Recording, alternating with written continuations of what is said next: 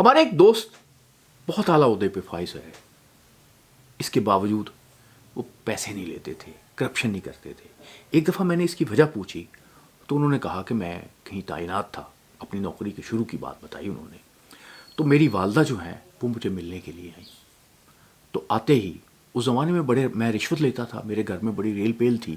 تو میری والدہ نے کہا کہ میں تمہارے گھر نہیں ٹھہر سکتی، تمہارے گھر میں حرام کے رزق کی بہت بو آتی ہے. کہتا میں نے کہا ماں آپ صحیح کہتی ہیں. تو اس نے کہا کہ مجھے میرے گھر چھوڑ آؤ.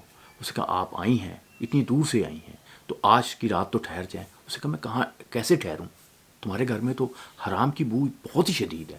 کہتا میں نے خیر انہیں کہا کہ یہ 200 روپیہ ہے میری تنخواہ کا، اس سے آپ کچھ کر لیں. کہتا میری والدہ نے کہا کہ اچھا پھر میں کھانا پکاؤں گی.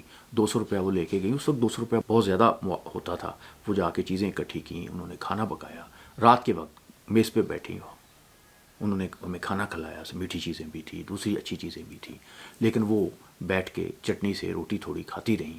اور جب ہم کھانا کھا بیٹھے تو انہوں نے ایک بات کہی جس نے میری زندگی بدل دی.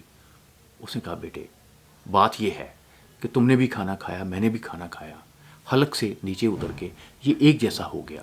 یہ اپنی جو 2 انچ کی زبان ہے اس کی خاطر اپنی زندگی، اپنا فیوچر اور اپنی آخرت خراب مت کرو.